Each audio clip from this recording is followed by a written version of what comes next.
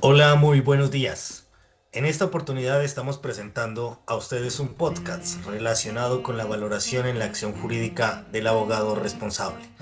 Para esta ocasión vamos a hablar de la ética en la defensa legal, donde estudiaremos el caso del abogado José y su defensa en un caso jurídico que se nos ha expuesto, el cual resolveremos analizando desde dos puntos de vista, de defensa, y al final podremos concluir si la actuación del abogado José se encuentra dentro de los valores éticos y si la decisión del juez se encuentra fundamentada y soportada dentro del marco legal.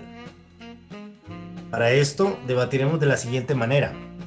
A favor de la conducta del abogado José estará el compañero Jairo Mera, y argumentando por qué la conducta no fue la mejor estará el compañero Edison Mauricio Pavón. Y quien les habla, Daniel Cultit, estaré cerrando este debate con la conclusión final sobre este caso.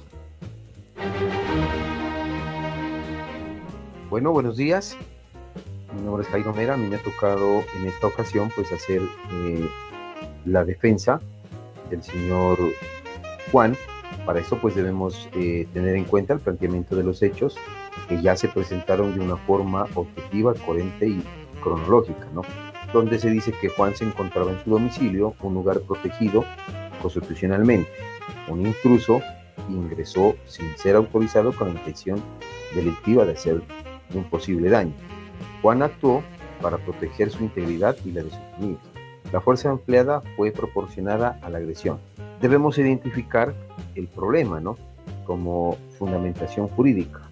Aquí está la agresión actual o inminente. Pues la actual sí se cumple porque el intruso llega a la casa de forma inadecuada, quizás rompiendo las chapas, tumbando la puerta sin permiso alguno.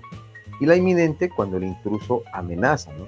Con palabras, armas, anunciando intención de daño. Aunque el caso solo menciona que se enfrentaron de forma física, es claro que si Juan no actúa, será víctima de un daño con intención, porque obviamente el intruso pues entra con la intención de hacer daño posiblemente a Juan y a su familia. Aquí viene la ilegitimidad de la agresión. El intruso actúa con intención delictiva al ingresar a la vivienda sin ser autorizado, poniendo en riesgo la vida e integridad de Juan y la de su familia. Tenemos la necesidad del medio para repeler la agresión.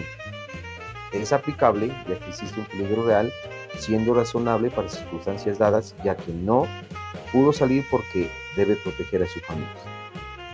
También está la proporcionalidad en legítima defensa. Se cumple por la gravedad del ataque al que es expuesto Juan y su familia, porque se está violando su domicilio, hay riesgo para la vida de quienes lo habitan y posible uso de arma, situaciones impredecibles. Juan se defendió únicamente para neutralizar al intruso. Teniendo en cuenta pues lo anterior expuesto, aclaro que aquí debemos tener unos fundamentos jurídicos como son la Constitución Política de Colombia, el Código y el Código Penal colombiano, ¿no?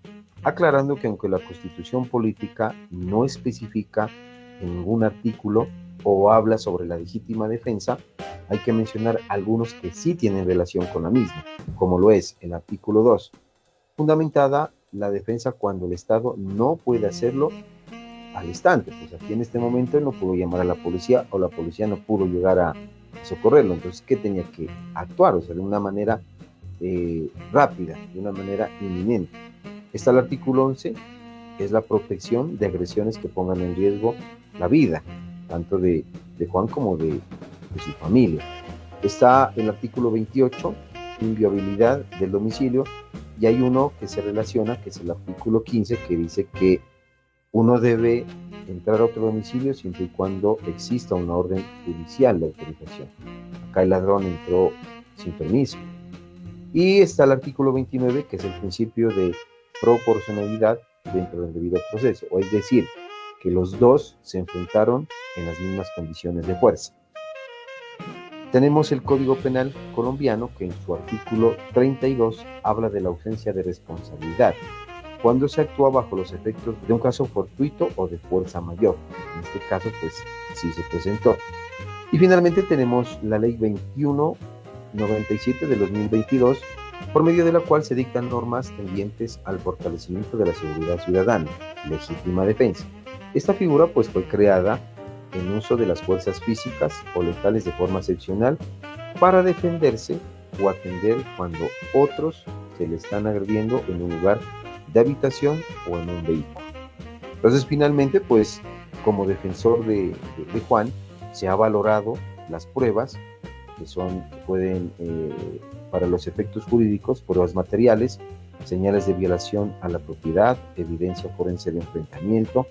También se deben recoger pruebas testimoniales de testigos que configuren el ingreso ilegal y la agresión, declaración coherente de Juan, pruebas circunstanciales como lo es la hora de ingreso, las condiciones del entorno, el comportamiento amenazante del intruso y pues obviamente construir el argumento jurídico, que para este caso pues se lo ha construido con los hechos, las normas y las pruebas que demuestran la legítima defensa que tuvo Juan en este caso. Entonces, en las dimensiones éticas de la defensa, se puede decir que el abogado José actuó con honestidad, presentando pruebas reales, fue responsable en la interpretación de la legítima defensa, pues protegiendo los derechos de Juan y de su familia. Evitó caer en manipulación o falsificación de evidencias.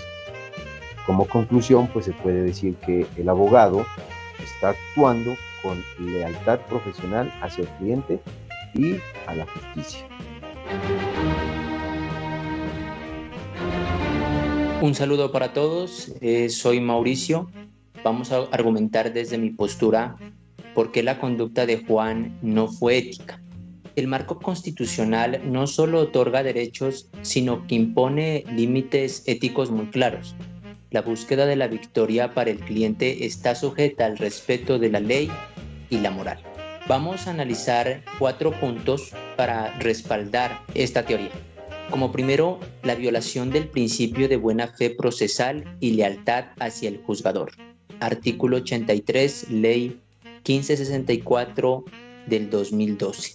Este es el argumento central. Si José ocultó pruebas que eran favorables a la otra parte, como por ejemplo un informe pericial que sugería desproporción en la fuerza de un individuo hacia el otro, o preparó los testigos para que dijeran una versión, se puede decir, acomodada y no su percepción genuina, estaría violando gravemente el principio de buena fe. En Colombia, el abogado no es un colaborador de administración de la justicia y su deber de lealtad es también con el tribunal. Engañar al juez, aunque sea por omisión, es una falta ética grave. Como segundo punto, el abuso del derecho de defensa, artículo 83 de la Constitución Política. El derecho de los ejercicios implica responsabilidades sociales. El derecho a la defensa técnica no es limitado. Si José, sabiendo que su cliente usó una fuerza claramente excesiva, destruyó una narrativa para encajar a la fuerza de los hechos en legítima defensa, estaría abusando de su derecho y su defensa se convertiría en un instrumento para consagrar una injusticia, lo que va en contra del espíritu del Estado Social de Derecho, artículo 1 de la Constitución Política. Como tercer punto, la transgresión del deber de veracidad. Aunque el abogado no está obligado a delatar a su cliente, sí tiene el deber de no engañar activamente a la justicia. Si José no presentó los hechos objetivamente probados, situaciones que sabía que eran diferentes o al menos dudosas, su conducta es reprochable. La Constitución y la ley exigen un proceso basado en la verdad y el abogado es un actor clave para alcanzarlo, no un obstáculo. Como cuarto punto, analicemos el posible vulneración de los derechos de tutela judicial efectiva de la parte contraria. Si la estrategia de José se basó en métodos ilícitos o desleales previo a la sociedad a través de la Fiscalía, de su derecho a que el caso se resolviera basándose en los hechos reales, una absolución obtenida mediante el engaño no es verdadera tutela judicial efectiva para su cliente y una denegación de justicia para la comunidad en general. podemos concluir que la conducta de José no fue ética desde este punto de vista si para lograr la absolución traspasó la línea roja que separa una defensa vigorosa de una defensa desleal. Bajo la Constitución colombiana, el abogado tiene el deber de ser leal con su cliente, pero también con la administración de justicia. Ocultar pruebas, manipular testigos o presentar teorías falsas de los hechos que pasaron constituiría una violación del principio de buena fe procesal y una distorsión del verdadero fin del derecho en defensa. Bueno, para el análisis y conclusión final de este caso y ante las dos posturas antes expuestas por los compañeros, se pueden identificar fundamentos jurídicos válidos, pero al evaluar de manera más profunda y con argumentos jurídicos desde una visión más ética, se puede afirmar que la conducta del abogado José fue legítima y ética. Se justifica con argumentos verídicos que respaldan su postura frente a la defensa de su apoderado de nombre Juan. Como juez de este caso, en el presente proceso penal donde se investigó la conducta desplegada por el señor Juan, quien en la noche de los hechos neutralizó mediante uso de la fuerza a un individuo que ingresó de manera violenta e ilegal a su vivienda, y como resultado de este enfrentamiento el intruso resulta lesionado. El abogado opositor en este caso sostiene una tesis de exceso en la legítima defensa y violación del principio de buena fe, mientras que la defensa del acusado reclamó la eximente completa prevista en el artículo 32, numeral 6, Código Penal, y se habla de una conducta reprochable en caso de legítima defensa.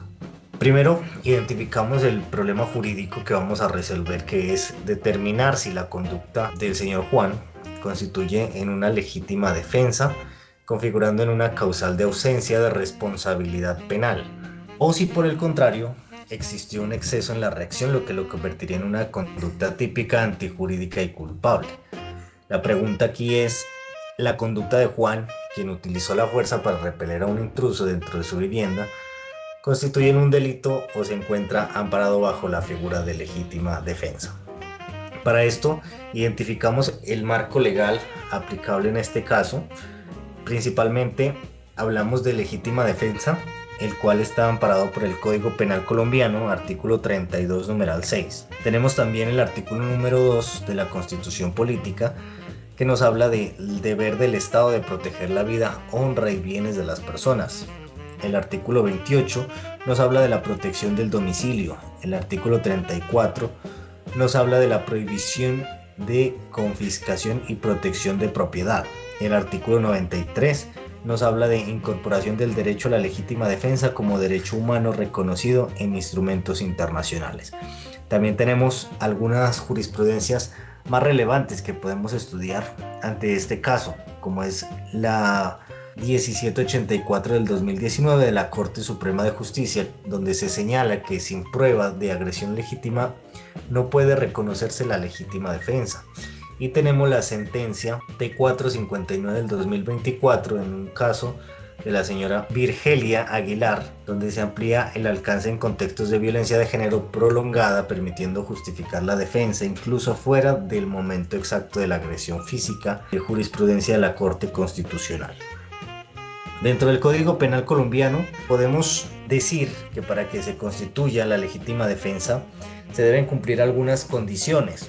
Entonces vamos a estudiar cada una de ellas para poder concluir el cierre de este caso. El primero o la primera condición para que haya una legítima defensa es la agresión actual o inminente. Se puede decir que debe haber una amenaza real al bien jurídico, es decir, a la vida, a la integridad, a la libertad o la propiedad.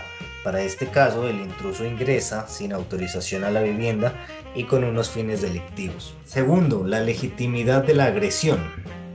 Cuando el agresor actúa sin derecho, es decir, en casos de intrusión, ataques, robo o violencia. Para este caso, el ataque ocurrió dentro del hogar en el momento de los hechos y no se trata de un caso hipotético, ni futuro ni pasado. El tercero es la necesidad de la defensa. No existe medio menos lesivo para evitar el daño. Para este caso, Juan no tenía otra alternativa razonable. El intruso estaba dentro de su vivienda, la presencia de su familia aumentaba el riesgo y no había tiempo para huir o llamar a la policía antes de repeler el ataque. El número 4 habla de la proporcionalidad, que es la correspondencia entre la gravedad del ataque y la reacción defensiva. En este caso, la fuerza utilizada fue lo suficiente para neutralizar y no para causar daño excesivo. No se describe en este caso el uso de una fuerza letal o desmedida o el uso de las armas. Y el quinto nos habla de la falta de provocación suficiente por parte del defensor. Estos requisitos son los que analizamos para determinar si la conducta de Juan fue lícita. En este caso, Juan no provocó al intruso ni generó la situación. Entonces, para este caso se cumplen todos los requisitos de la legítima defensa que se encuentran amparados dentro de la ley. Podemos concluir con unas consideraciones jurídicas. Conforme al artículo 32, numeral 6 del Código Penal, obra en legítima defensa quien actúa ante agresión actual e ilegítima para proteger un derecho propio o ajeno con necesidad del medio empleado y proporcionalidad en la reacción. El análisis fáctico y probatorio permite afirmar que todos los elementos concurren en la conducta de Juan. La jurisprudencia de la Corte Suprema de Justicia ha establecido que la defensa en el hogar goza de una protección reforzada, la proporcionalidad no exige una equivalencia exacta de medios y la evaluación debe hacerse desde la perspectiva del sujeto en la situación real de peligro. Aplicando estos criterios, podemos concluir que el actuar del acusado resulta plenamente justificado para una legítima defensa. Y podemos concluir y cerrar este podcast diciendo que en un Estado constitucional de derecho, ningún ciudadano debe ser penalmente responsabilizado por proteger legítimamente su vida, su familia y su hogar ante una agresión injusta y real. Muchas gracias.